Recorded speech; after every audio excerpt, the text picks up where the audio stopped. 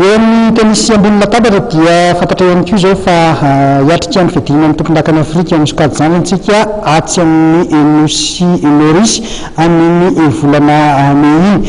Mahalasabotsy dia anisy ny faninanana ny fantenana na fanandrafetana ny ekipam-pirenena malagasy. Handray anjara amin'ny fidina ny tompon-dakany Afrika sokajy izandriny sika eo amin'ny taranja tenisy ambony latabatra. Mpilalao folo menada no eritreretin'ny federasiona hoentina Atsy Maurice hiatrika ity faninanana ity. Mahalasabotsy dia nisy ny faninanana izay nokarakarain'ny federasiona tetsy amin'ny lapan'ny kolontsaina sy ny fanatanjahantena tetsy Mahamasina nentina indrindra namoahana ireo izay andrafitra ny ekipam-pirenena malagasy. Amin'ny 8 au 12 avril zao misy championnat d'Afrique jeune cadet junior atao amin'ny île Maurice zany. Dia fanitsanana ho an'izay ilay zavatra natao teto hijerena zany hoe ireo kalaza isaky ny faritra ny nampiakarina fa tsy hoe mpilalao rehetra akory fa ireo araky ny vokatra tamin'ny championnat de Madagascar sy ireo participation internationale no convoquena zany handray anjara tamin'izy ity. Ny fangatahana natao teo niveau ministère moa zany dia nangataka junior telo lahy telo vavy cadette roulard vavy dia eo ampiandrasana amin'ny valiny izay satria ny tiako marihana dia ny fédération malagasy ny tennis de table manana chance PDB mba azahoana toerana tsara amin'ny championnat d'Afrique jeune.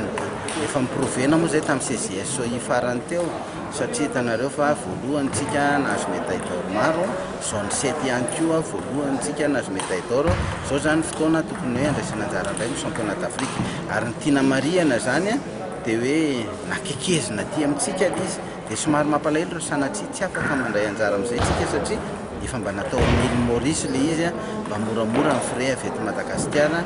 Nisy ara-tany aloha tany Tunisie sy tany Algérie tany Egypte mba afaka namonjy ihany tsika dia amin'ny fotoan'ity zany manatena tanteraka mihitsy amin'ny fanampiana avy amin'ny ministera mba ahafahana mandray anjara amin'io satria ny fanomanana rehetra zany dia efa niraisin'ny fédération offre fédération ny resaka récompense ny resaka match test ohatran'izao. Reto avy izy folo menada hiatrika izany faninanana izany. Ho an'ny sokajy cadet dia misy ny Andy sy Setra avy eto Analamanga, sokajy cadette Natasha sy Niantsa avy any Alaotra Mangoro. Eo amin'ny junior lehilahy Ludo sy Nambinina avy any Antsinanana ary Zo avy any Alaotra Mangoro. Eo amin'ny junior zazavavy dia misy ny Arena sy Santatra avy any Alaotra Mangoro. Araka ny nambaran'ny filohan'ny federasiona ihany dia arakaraka ny hoenti-manana ihany no amaritana ny isan'ny mpilalao hoentina Atsy Maurice amin'ity faninanana ity.